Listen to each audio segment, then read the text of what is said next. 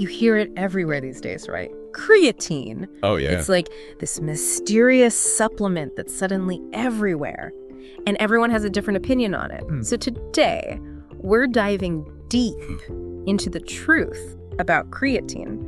We're going way past just the basic muscle stuff you hear all the time. Right. And to help us wade through all the noise and the myths out there, we've got insights from a leading creatine researcher, Dr. Darren Kando. Awesome. So we're going to really unpack his expertise today. Yeah. You know, it's funny you mentioned all the myths out there. Uh-huh. My grandma almost had a heart attack when she saw me putting creatine in my protein shake once. Oh, no. She was convinced it would destroy my kidneys. The classic kidney damage myth. Right. So that seems like a good place to start. Yeah, definitely. Yeah. That one's a classic. Yeah. And honestly, it comes from people not really understanding how creatine shows up in blood tests. Okay. So when you take creatine, right, it breaks down into creatinine. Oh. And then your kidneys filter that out. Okay. So naturally, when you're supplementing, your creatinine levels in your blood are going to be a little higher. But isn't creatinine one of the things doctors look at to check how well your kidneys are working? Exactly. Oh. So if you're taking creatine and you don't tell your doctor, they see that elevated creatinine level and they might freak out unnecessarily. Gotcha. So it's really important to let your doctor know. Definitely. Saves a lot of stress for everyone. No surprise trips to the ER then. All right, well, speaking of things that might freak people out, let's talk about another myth that's been around forever. Creatine and hair loss. I've been taking creatine for ages, and I'm happy to report my hair is still hanging in there. Yeah, I hear you.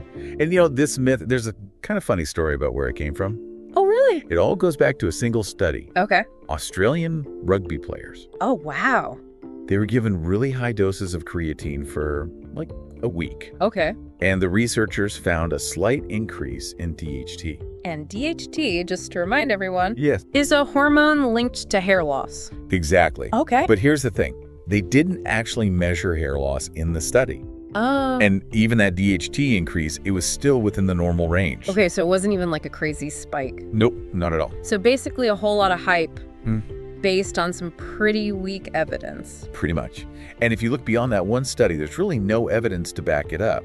And Dr. Kando, he's worked with thousands of people using creatine and hasn't seen a pattern of hair loss. So you can get those gains without worrying about going bald. Exactly. Your hair is safe. Music to my ears. Okay, 2 myths down. Let's tackle another big one, that creatine dehydrates you and causes muscle cramps. This always seemed weird to me. Yeah. Because I always thought creatine helps with hydration. Yeah, you're right. It does. Okay, so this is another one that's completely backward. Totally backward. Creatine actually draws water into your muscles. Oh, okay. So that can help with hydration, and it might even help reduce cramping. Okay, so like if you're going on a big hike, you know, Yeah, exactly. out in the Grand Canyon or something, taking creatine might actually help you avoid getting dehydrated. It could be like a little secret weapon. Interesting. But while we're talking about water, I do know some people are concerned about creatine causing water retention. Yeah. My wife was a little hesitant to try it for that very reason. I hear that a lot, yeah. Yeah. Especially from people who are, watching their weight. Sure. The key thing to remember is that the water retention from creatine is mostly intracellular, Okay. meaning it goes right into the muscle cells. Oh, It's right. not just like sitting under your skin making you look puffy. So it's not like I'm going to suddenly blow up overnight. No. It's much more subtle than that. Plus, if you stick to a lower dose, like 3 to 5 grams a day, Yeah. you can minimize that water retention. So those mega doses you sometimes hear about, those might not be the best approach. Yeah, the loading phase where you take a lot initially can lead to more water retention. It's not really necessary for most people. Gotcha. Consistency over intensity. All right, let's bust another myth while we're at it. Yeah. The one about creatine making you gain fat. Ah, yes. Another stubborn one. Yeah, I've heard this a lot. Yeah, But it seems like the research actually suggests the opposite. it does. In fact, studies have shown that creatine can actually help you reduce your body fat percentage. Okay, so not only does it not make you gain fat, Right. it might actually help you lose it. Sign me up. It's pretty cool, huh? There are a couple of reasons for this. Okay. First of all, when you increase muscle mass, you boost your metabolism. You burn more calories even when you're resting. So more muscle equals a more efficient fat-burning machine. I like it. Exactly. And there's some evidence that creatine might even directly impact fat metabolism, encouraging your body to break down fat. Okay, so it's kind of a double whammy against fat. That's awesome. But we've been focusing a lot on the muscle building side of things. I think it's time we explore some of the other potential benefits of creatine that people don't always talk about. Like, what about bone health? That's a really important one, especially for women, as you approach menopause and things like that. Right. Creatine, especially when you combine it with some strength training, can really help improve bone mineral density and strength. Oh, wow. Which is huge because, later in life, falls and fractures can be a big problem. Yeah, absolutely. Research suggests that creatine can help reduce bone breakdown and might even help with bone remodeling. That's incredible. It's like strengthening your bones from the inside out. Yeah. But here's a question. If creatine is so great for so many things, why doesn't it seem to work the same way for everyone? Yeah, that's a good question.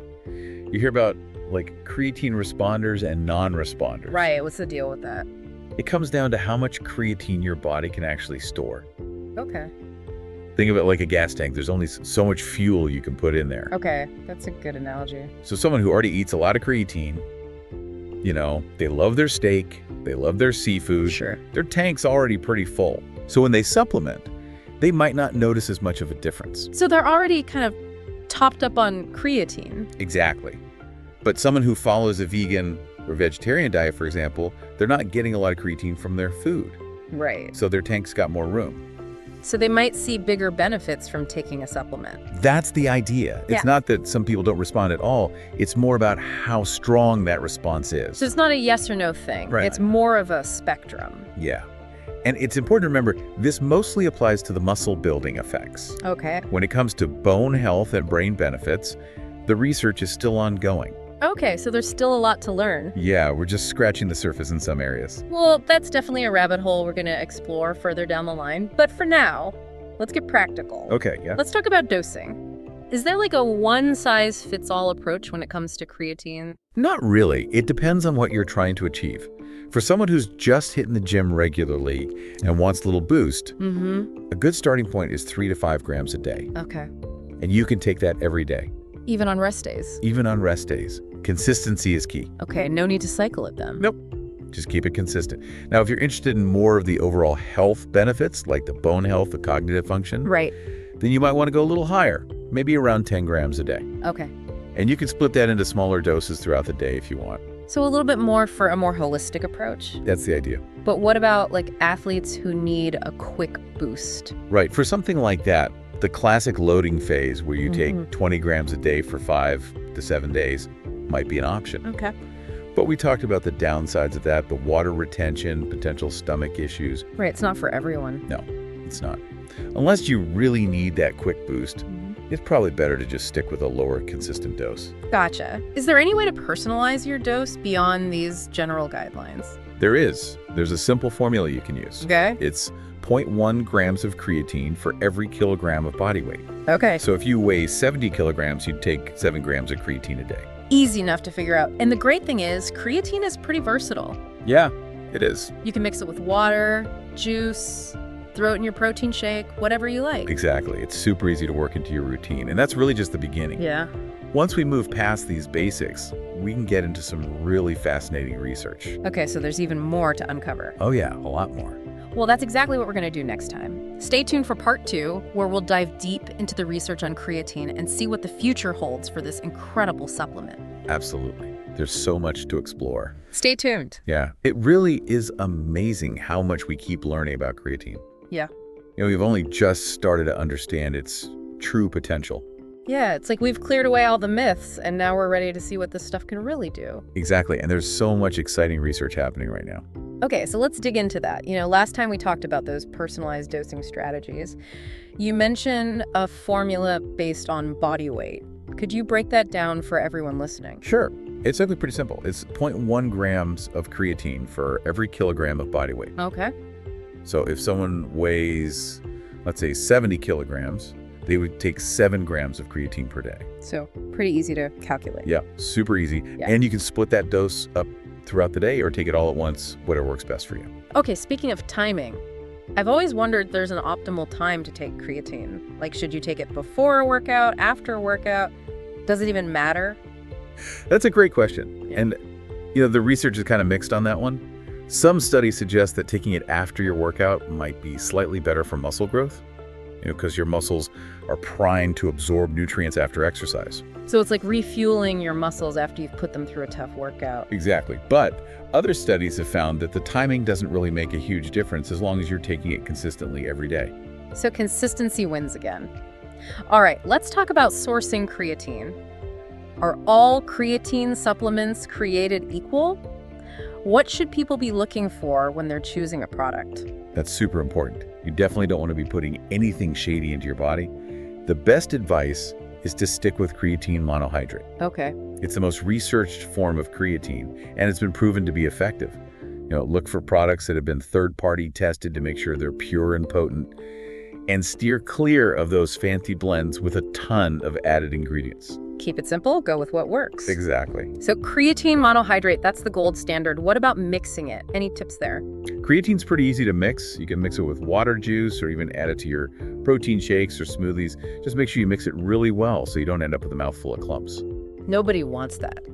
Okay, now we know that creatine is generally safe and well tolerated, but are there any potential side effects that people should be aware of?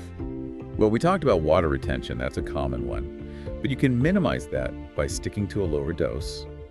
Some people might also experience some mild stomach discomfort, like bloating or an upset stomach. Okay, are there any tips for avoiding that or dealing with it if it happens? Yeah, you can try taking creatine with food or dividing your dose throughout the day. And of course, staying well hydrated is always important, especially when you're supplementing with creatine. So it's all about listening to your body and adjusting accordingly. Now, for the vast majority of people, the potential benefits of creatine far outweigh any minor side effects. But are there any individuals who should avoid creatine altogether? Yeah, there are a few groups who should be cautious. Anyone with kidney or liver problems should definitely talk to their doctor before taking creatine. Right, you don't want to put any unnecessary stress on those organs. Exactly. Also, pregnant or breastfeeding women should avoid creatine. There's just not enough research to know for sure if it's safe during those times. So better to err on the side of caution. Absolutely. And just as a general rule of thumb, if you're taking any medications, it's always a good idea to check with your doctor before adding any new supplement to your routine. Yeah, that's always smart. Okay, I want to shift gears a bit now and delve into some of the more fascinating areas of creatine research. We touched on its role in bone health, but its potential impact on brain function is particularly interesting to me. Tell me more about that. This is a really hot area of research right now. There's growing evidence that creatine may have some pretty impressive cognitive benefits. Okay, like what? Well, some studies have shown that it can improve memory, focus, and even mood in certain people. So it's not just about physical strength, it could actually boost brain power too. That's the idea. Scientists think that creatine's cognitive benefits might come from its role in energy production in the brain. So just like it helps fuel our muscles, it could also be giving our brains the energy they need to function at their best. Exactly. There's even some research suggesting that creatine might have neuroprotective effects, meaning it could help protect the brain from damage caused by aging or certain diseases. Wow, that's pretty amazing. Are there any particular groups of people who might benefit the most from creatine's cognitive effects? Well, early research suggests that people who are sleep deprived or dealing with cognitive impairment or certain neurological conditions might see greater improvements in cognitive function when they supplement with creatine. That's really promising. It could be a game changer for a lot of people. Now, are there any potential downsides to taking creatine for brain health? Anything we should be cautious about? It's important to remember that the research is still relatively new, and we need more long-term studies to really understand the full scope of its effects, especially for people with pre-existing conditions. So as always, moderation and consulting with your doctor are key.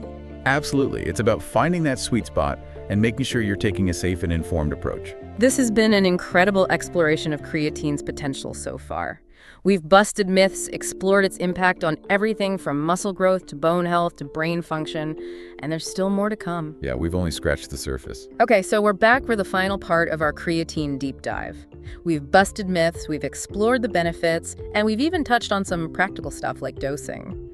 But now it's time to get really cutting edge. Yeah, now we get to look at what the future of creatine might hold. What are the researchers really excited about? What are the possibilities? I'm ready. Hit me with the mind-blowing stuff. What are the hot topics in creatine research right now? Well, one area that's getting a lot of attention is creatine's potential role in healthy aging. Okay. We talked about bone health and cognitive function, and those are both super important for staying independent and maintaining your quality of life as you get older, right? Absolutely. It's like creatine could be a key to a more vibrant, active, later life.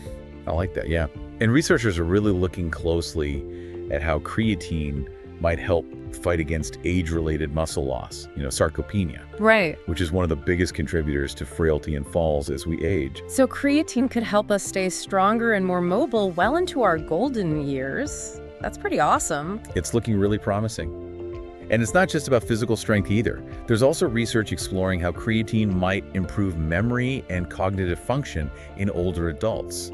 So it could potentially slow down or even prevent age-related cognitive decline. It's like giving our brains a boost of youthful energy. Yeah, exactly. Yeah. But it's not just about preventing decline, right? It's about optimizing your abilities at every age. I like that. So researchers are also looking at whether creatine can help older adults recover better from exercise and improve their performance so they can stay active and keep doing the things they love. It's all about extending your health span, not just your lifespan. I love that concept. But it sounds like the potential benefits of creatine go way beyond aging, right? I mean, I've heard about research into its potential role in things like heart disease, diabetes, even some types of cancer. Yeah, it might sound surprising, but creatine is popping up in some really interesting areas. And while we definitely need more research, there are some early studies that suggest creatine, when combined with traditional cancer treatments, might actually help protect healthy cells from damage and maybe even improve the outcomes for patients. Wow. So it's like a shield for your cells during those tough treatments. Yeah, that's one way to think about it. Again, the research is still early, but the possibilities are really intriguing. I'm blown away by all this. It seems like creatine has the potential to impact so many different aspects of our health and well-being. But with all this cutting-edge research going on, what are some of the challenges scientists are facing? One of the biggest challenges is just the need for larger, longer-term studies. Right. We need more data to back up these early findings and really understand the long-term effects of creatine, especially for specific groups of people like older adults or those with pre-existing health conditions. So it's about making sure it's both effective and safe. Absolutely. And we also need to keep fighting against all that misinformation that's still out there about creatine. We've busted some of those myths today, but they have a way of sticking around. Yeah, those myths are stubborn. It's like a never-ending battle. It is, but education is key. The more we can arm people with accurate information, the better decisions they can make about their health. Well said. This has been an amazing journey exploring the world of creatine. We've gone from myth-busting to talking about its potential to transform the way we age, the way we perform, even the way we heal. What are your final takeaways for our listeners today? I think the most important thing to remember is that creatine is so much more than just a muscle-building supplement. It's a really versatile molecule with a ton of research backing up its potential to improve our health and well-being in all sorts of ways. It's like we're just starting to unlock its true potential. Exactly. And as research continues, I think we're going to discover even more amazing things about creatine. Well, that's inspiring stuff. Thank you so much for walking us through all of this. It's been a fascinating deep dive. It's been my pleasure. And for everyone listening, remember, the journey of discovery never ends. Keep learning, keep asking questions, and stay open to the incredible power of science. That's a great message. And to our listeners, thank you for joining us on this creatine adventure. We encourage you to do your own research, talk to your doctor, and see what this amazing supplement might have to offer you. Until next time, stay curious.